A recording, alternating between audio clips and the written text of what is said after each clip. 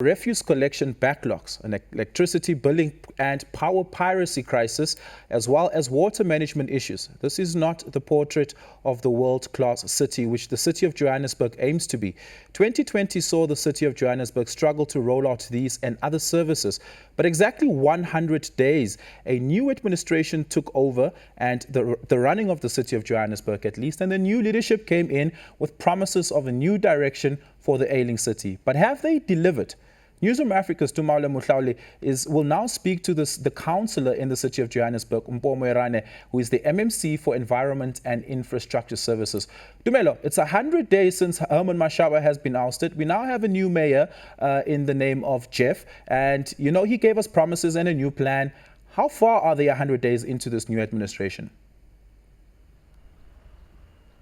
A very good question, and that's the question we are standing here to get answers for. And as you've painted the picture very correctly, the city of Johannesburg faces a myriad of challenges, not so far as to speak about the issue of the refuse collection and the challenges that have been faced by that particular aspect of the city of Joburg's services. We know that the city has been engulfed in refuse, and many residents complaining that this is detracting from its image and its status as a world-class city as it would like to be known. The issue of power is also of great concern. We've seen that the city has gone out to great lengths to ensure that it adopts a more aggressive approach. We've seen that with the help of law enforcement agencies, including the Metro Police, and in some instances even the SANDF, they've gone out to communities where the issue of piracy of electricity has been rife, and they have disconnected those particular areas. And in terms of collection also of revenue, they've been very, very aggressive.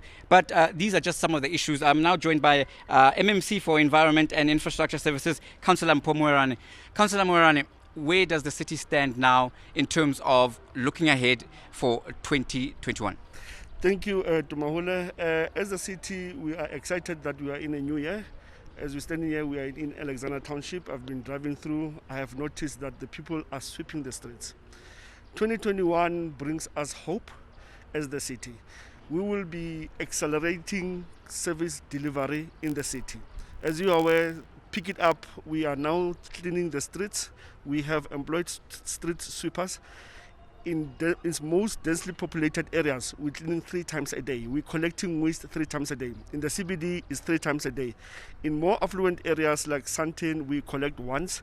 During the festive season, we collected waste every day except on the 25th of December. On the 26th, we were working. Yesterday, New Year's Day, we were working. So we are ensuring that the city is clean. It is not where we want to be, but we have hope that we will get to levels where the city is very clean. We know with COVID-19, it has presented some challenges in terms of staff availability, with the virus wreaking havoc across all sectors of the economy and also services. But I've seen that the city is also encouraging independent players. You've tried to rope in the collectors of refuse and those who recycle, usually using it as a hand-to-mouth kind of way of subsistence and supporting themselves. Can you tell us more about this? How are you planning maybe to expand on this? We have a program for waste pickers. You have noticed that our waste pickers are driving their trolleys in the middle of the road. So we have created a program where we can mobilize them and help them with the tools of trade to make sure that they are safe and also our motorists are safe. We also have cooperatives within the city that we have brought into our mainstream waste picking. We have Hillbrow, we have Windsor, we have others that are helping us, which we are helping them with the tools of trade to make sure that they keep the city clean. 2021 will increase it. We want to have ward-based cooperatives to make sure that we have street sweepers. But I want to assure the residents of Johannesburg that it is not sustainable if residents don't pay for their services.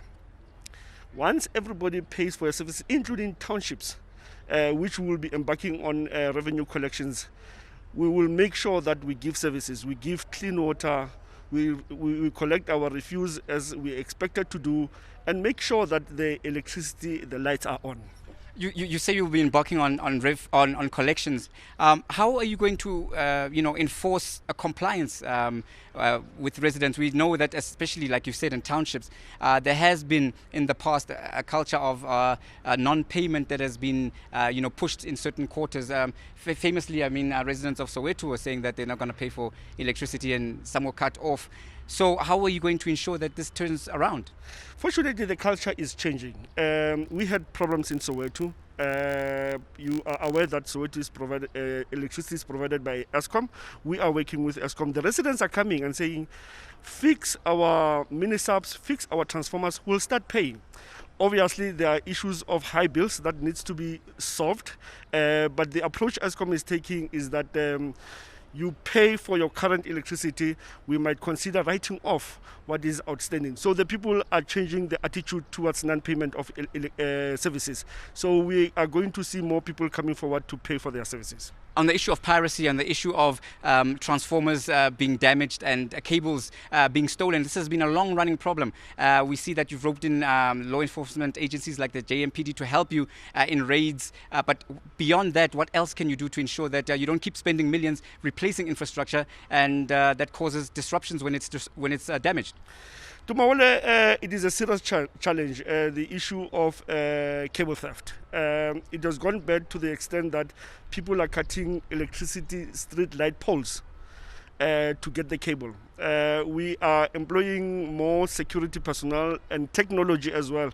We'll be putting gadgets on the street light, like when you try to break it, it will send an alarm to a security company.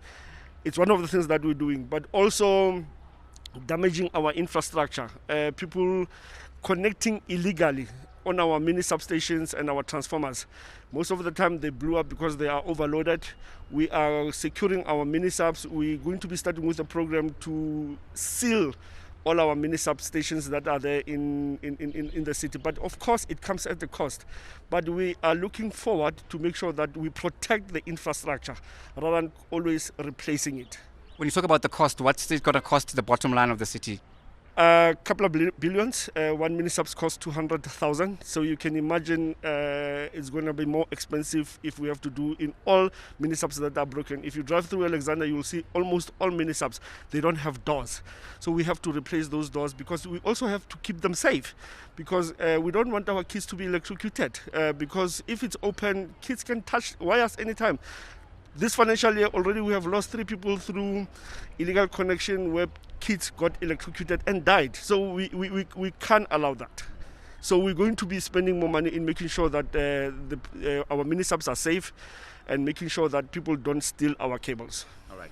Thank you very much. That was MMC for Environment and Infrastructure Services, Mpho Moerane, just giving us an overview of the city of Joburg's plans to tackle the myriad of challenges that the city faces insofar as issues of revenue collection for electricity, for example, an issue of a collection of waste and keeping the city clean and making it, returning it to its former glories as the world-class city that it has become renowned for. With that, it's back to you in the studio. Tumalo, part of the reason why the city of Johannesburg have had problems across the years to collect efficiently is because they have been not giving their residents the correct invoices for collection services. Many of them received inflated invoices. Many of them received outdated invoices and found themselves at a deadlock with the city of Johannesburg and ended up not paying. Has the city fixed that problem and have they now seen an uptick in collections? Well, this is one of the issues that the city has certainly been focusing on, the issue of correct and incorrect invoices. The city had gone out on a major drive in the latter part of 2020, appealing to residents who have got complaints and who have got disputes to come forward with their documentation and to address it with the city directly. So that process is still underway, and the city has been taking it upon itself to make sure that it tries to amend this problem. It is a long-standing problem, and indeed what the city had said at the time is that they're going to be remaining committed to ensure that a sustainable, lasting solution is found. Of course, the issue is that residents should not be, charged for services they did not receive. But at the same time, residents who are trying to use the system to get away scot-free from paying for their rates and services have been warned not to try and abuse the system. Tumalo, thank you so much for your time. Really, really do appreciate it. And all the best to the city of Johannesburg with their revenue collection and all programs associated to that for 2021.